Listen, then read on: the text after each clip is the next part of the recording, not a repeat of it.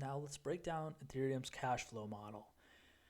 A notable crypto quant investor created a cash flow model to show how Ethereum will reach a price target between $11,000 and $16,000 depending on the growth assumptions you use.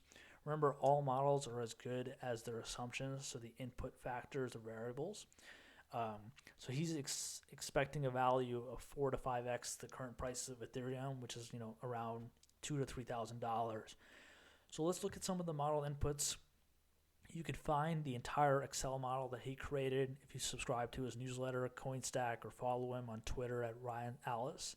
Remember, this is not financial advice. This is his model. I'm just using it as an example so you can figure out how to value either your own token or Ethereum. You can use his model to create your own assumptions and change variables.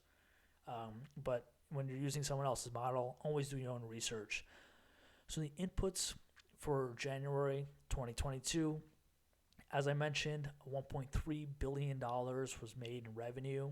If you multiply that out for the next 12 months, we're talking about $16 billion plus dollars. I mentioned about $14 billion. I'm averaging down conservatively that Ethereum, it's going to be volatile, so we just don't know what the revenue will be. But so far, the merge from proof of stake to proof of work to proof of stake has been working. But it is worth noting that from January 2021 to January 2022, the revenue in fees, the growth in revenue fees has actually 4x'd. And if there's more usage, there's more activity happening. We're going to see a lot more happening on chain. I'll show you some of the quarterly results on Ethereum because you can actually monitor these changes over time. So some of the highlights from his model, as I mentioned, $1.3 billion in revenue was generated in January of 2022. 70% of that was used to reduce supply. So I talked about burning Ethereum. It's equivalent to buying back stock. 30% of that will be used in starting July 2022 when proof of stake goes live, and then additional rewards will go to stakers.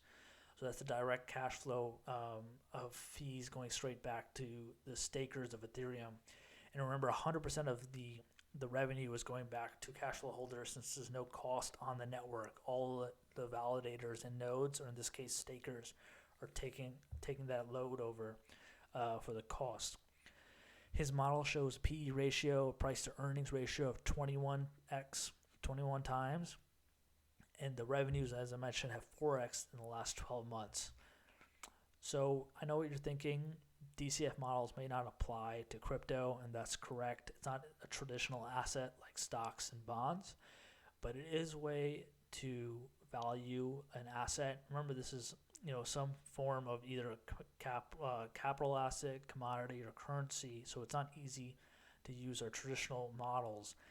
But you can track the level of revenue being generated on chain. You can track the level of activity, how the applications are being used. And then remember, token issuance, as I mentioned, is structural supply and fees are structural demand. So you could figure out where money's going and how it's being used in the network. And if you could price out the supply and demand, you can come up with a price target of where Ethereum is going or where it has been. In the next section, I'll talk about the catalysts and why they're important to identify this, as I mentioned in the investment template before.